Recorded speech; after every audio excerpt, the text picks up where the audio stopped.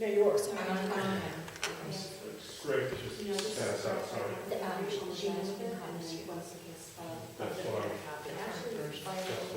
Excuse me, Rose, I'm trying to follow this. Okay, just keep talking. The day of or before. And these are dated July 29, 2013, was recorded memorializing. I want to make a statement right now that I'm supposed to be able to have a copy of this the day of the very latest. So, and In order by the open meetings law in the state of New York.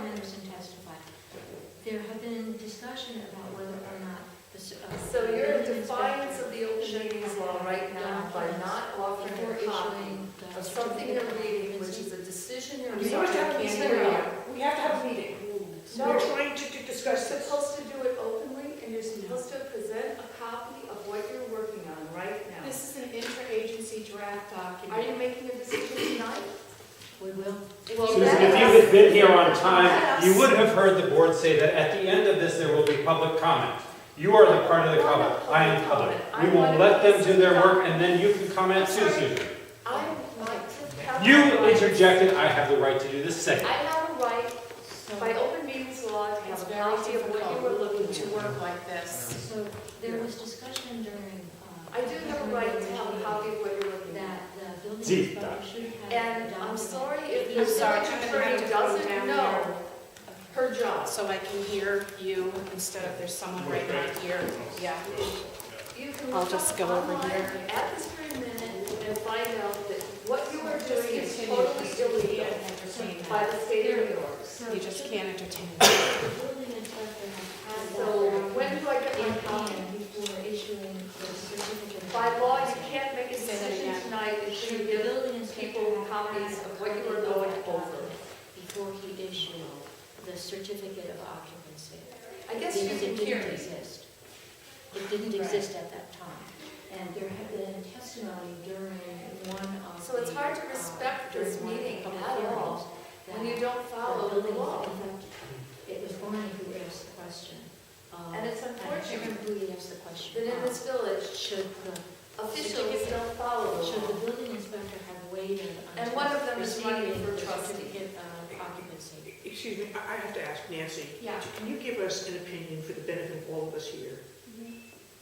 What is our obligation given to this discussion? I want to She understand this. doesn't know. We've had this discussion before. Right. This is a draft document. It's not a final resolution. Anything that's discussed at a public meeting. I can't is hear supposed her. to go And to- if you feel you can't conduct business because someone can be quiet and let you conduct business, you have the right to contact the police and ask that they be removed from the meeting. Fine, but it's illegal what you're doing So now. that's my advice to my board, that this is not a final document yet. You don't have to disclose it ahead of time. You do have to disclose it. If you're going over it at a public meeting, you Can't do contain have yourself, to. you're going to have to leave. We're going to I adjourn think for 5 minutes. this meeting is not legal. That's your opinion. No, it's not. That's It's my legal state opinion. law. Here, I'll show you. I don't need you to show me. I'll show you. It's right I here. don't want you to come near me or point anything in my face. I want you I'm to not stay going back to. in your space. I'm not going Don't to. approach me. Fine. I don't have any desire to approach you. What I would like. Stop is a talking to copy me. of- Oh, I can tell you now. I'm not You're in talking to you. defiance of the law. Look. Is that your remedy for things in this village? Do we? That's a very childish attitude. Yes, we're adjourned.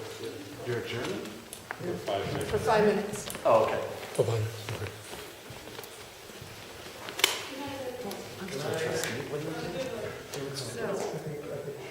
Okay, good. I'll make sure they're updated.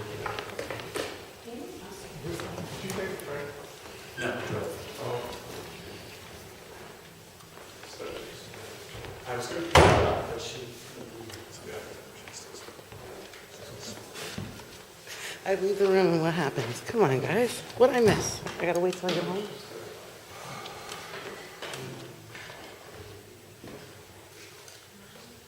Is your zoning ordinance allow you to place a non-conforming structure? That's under certain circumstances. I'm an architect, I do a lot of this stuff. The way I see this, this thing should go on to the building inspector. He should have said, you got setback issues, go to the zoning board and get a variance. I'm in the zoning board, I'm the last person doing the zoning board, you shouldn't be talking to me, anybody else.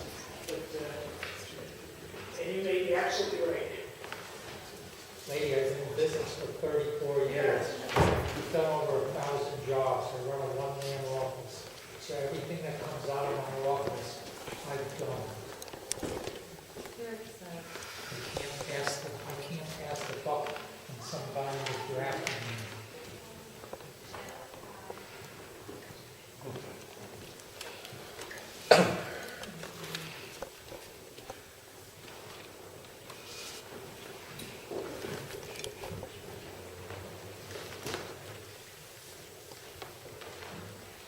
Agency records available to the public pursuant to Article 6 of this chapter, as well as any proposed resolution, law, rule, regulation, policy, or any amendment thereto. The schedule to be the discussion of any public body during an open meeting shall be made available upon request therefore to the extent practicable as determined by the agency or the department prior to or at the meeting during which the records will be discussed. So, Excuse me.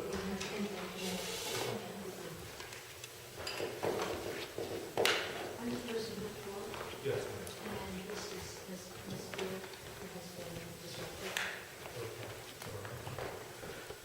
Let me ask you a quick question. Yes, of course. Let's go on.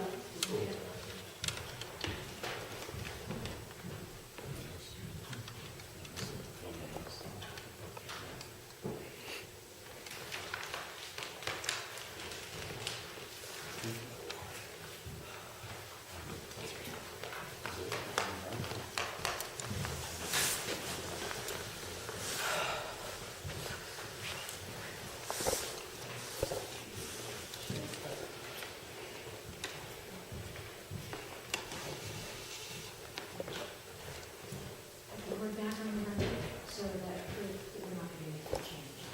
Okay.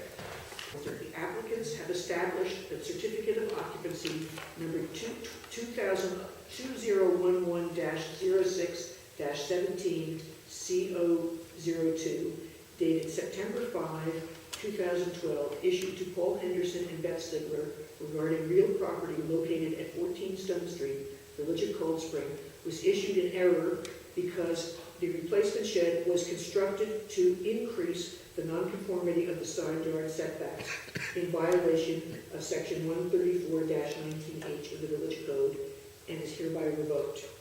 And it is further resolved that the applicants failed to meet their burden of proof with all of their remaining allegations. At this point, I think we will open up for public comment. Any comments? First of all, did I understand that the CLO is being revoked? Yes. And does the zoning ZBA have the authority to revoke that CLO? Yes. They do. It would seem to me that the next question that would be asked is, what does this mean? And in conversations that we had earlier today, was expected that a new building permit would be requested by Mr. Building? Harrison. Yeah. What would be the course of action in Nancy? To either remove the shed or seek to legalize it. Thank you. To remove the shed or seek to legalize it. The method for seeking to legalize the shed would be to, Obtain variance from zoning board of appeals. I'm not well versed. So the next step that you would take is to apply for a variance for specifically the side yard setbacks associated with the bump out on the northerly and southerly side of the No, structure. it's the westerly side. Yeah, it's like the bump out on the westerly side. Right, so there's that 11-inch protrusion on the west side of the shed, which goes into the two side, 10-foot side yard setback. So that's the variance that you would be looking for. And what is the process for obtaining that variance? Because we have never, through this whole process, been allowed to apply for a variance because, as we understand it, and we may be wrong, that the building inspector had to refer us to you to obtain or apply for variance. So how does that work? That's a good question. Any advice? You would make an application to the building inspector, who would deny your application and refer you to the zoning board of appeals, or you'd make an application for a variance to legalize your shed. Okay, so that's step one. Yeah. Step two would be then to have, I assume, a public hearing. Is that right? On only that issue. That's the only thing you're applying for, is a variance on the side yard setbacks. And a further question I would ask of myself is, what happens to the shed in the meantime? And it would seem to me that the use of the shed, which is for storage, can continue as to use for storage until such time as it's legalized. Nancy advises that we would talk to the building inspector about that. Sorry, that you would. And just out of curiosity, why is it not the case that the C of O would remain in effect while we apply for a variance, given that, it has already been issued?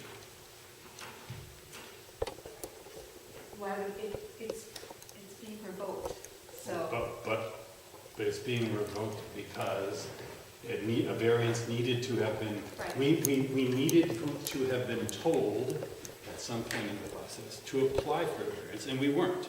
So why would you rescind the C of O if we were never instructed to apply for a variance? I don't know, that's the part I don't understand. Why wouldn't the C of O remain in place while, is there some prerequisite that one precludes the other? I'm not sure if I understand the question.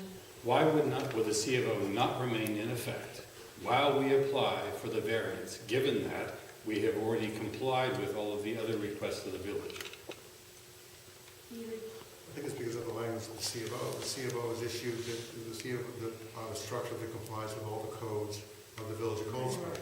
And what was raised, we found that there was one portion of the code which, in fact, the built shed did not comply with. The addition to the footprint of the shed, the front bump out, two ends of that front bump out are in the side yard setback.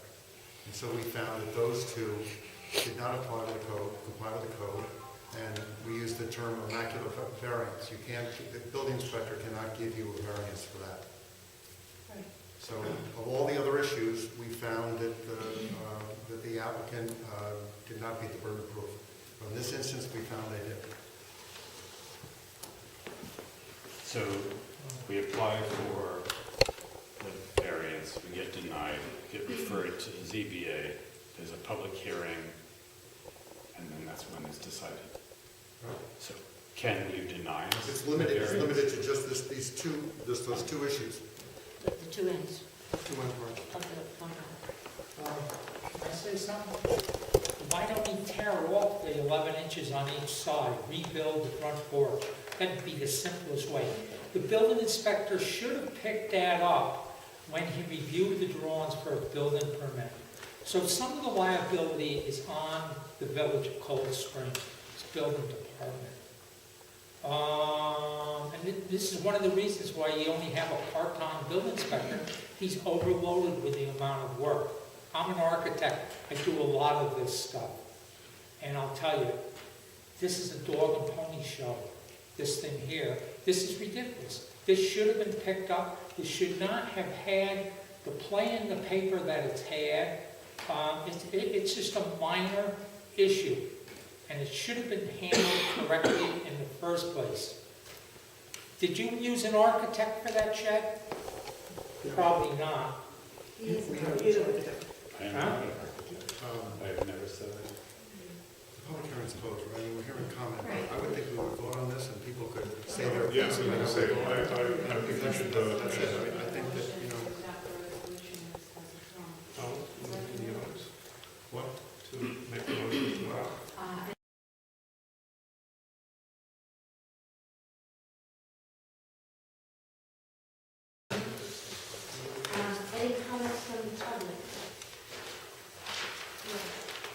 these glazed over faces. I'm sorry, Susan. There are two aspects to this case for us. One was that we felt our rights were completely trampled with this whole thing. All went through in the beginning. The fact that we never got a say in anything, the fact that it affects our backyard greatly, and the process that all of this is involved. We feel that there have been a number of times, we don't feel, we know, and that's part of the first lawsuit we did. Because there's a way to go about things that's transparent. There's a way to go about things that's about bringing the public in and showing everybody what's going on. What I pointed out tonight was part of the open meetings law. And when you are discussing a ruling, you have to have posted that beforehand. The very latest, you have to have brought it to the meeting and have copies with you. It's part of the law. And we know this because that's part of our first case. So there's the way that things are done, and then there's what's being done. As far as what's being done, it feels,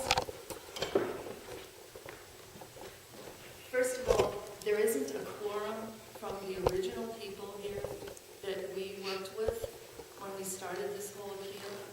A lot of our presentation was in front of a huge, we screened everything so everybody could see the same thing at the same time, have it be big, so everybody was on the same page. 3 of you never saw that. So it wasn't until later that I realized, oh my God, they haven't even seen some of these photographs. And so I rushed to try and submit them. So there were all these different things that have come up. The fact that by the state guidelines, we're supposed to have the right to question the building inspector. That never happened.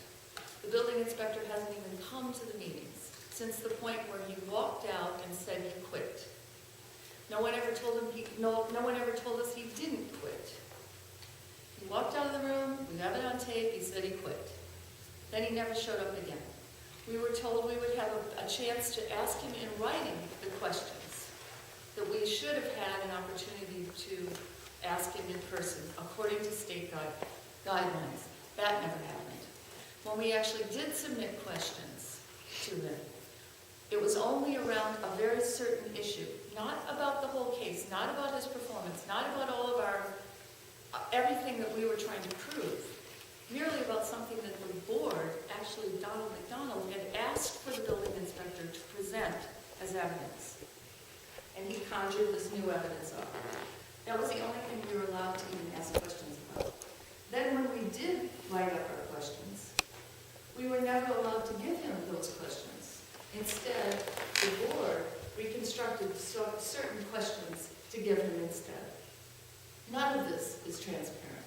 None of this is about, let's make sure that everybody's on the same page. Let's make sure our code is honored. And that's the other thing. Why we came here, and why, there were a couple of reasons. One, because it affected us greatly.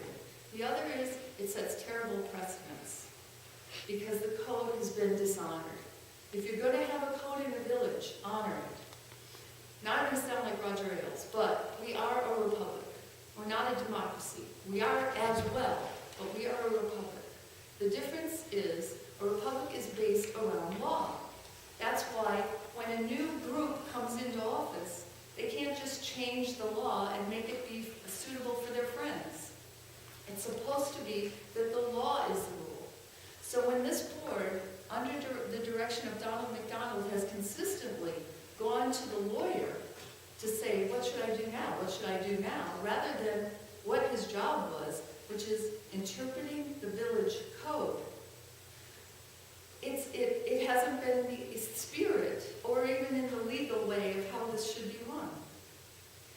One thing that is very important to us when it comes to the lawyer is that we've been asked to pay for these lawyers.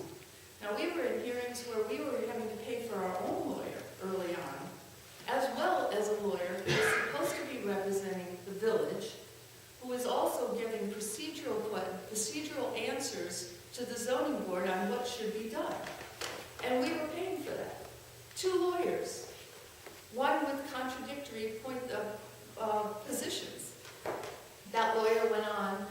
to represent the building inspector in our hearing, or in our court case. So there have been so many corrupt things going on. And just by this one case, we got a really good taste of it. So what I would like to see is that the village would honor its own code. And the code is not, it goes to the building, or it goes to the landowner if there's a dispute. Clearly from the state guidelines, what's supposed to happen is if there's a dispute, and if there are precedents that have been set before that are not in line with the code, you go back to the code. That's the ZBA's job, not to set precedents and keep precedents going and then say, oh, what precedents were set there? You go back to the code. The buck stops here, is what it's supposed to be. That isn't what's been happening. And it's a shame. And I think that seeing the group of you, I don't believe all of you were in on this, but I do believe that from the get-go, Donald McDonald has been in on working this to the advantage of the village not having to honor its code. And tonight, after what Donald himself pointed out the other night, was over 300 pages of material to come up with one thing. You know, it was the most obvious, obviously, but had we been able to question the building inspector, I think we would have been able to prove our point a lot more. There exists another survey that would have proved our point. We know this. Donald McDonald, Paul Henderson has never been asked to produce this. This would have been the ZBA's responsibility. What the ZBA is supposed to do is take up a case. If the building inspector has failed in his duty, the ZBA is supposed to take that duty on as though they are the building inspector and ask for the documents they need to make that decision. So, I don't know how many of you have watched everything or read everything or done all due diligence, and I'm very sorry that it was such due diligence you would have had to do to get caught up on what was going on, but I think it would be worthwhile going back and taking a look at what happened. So, Thank you. thank you. Anyone else? Then do I have a motion to adjourn? Greg? Sure. Second? I'll second. Allison, all in favor?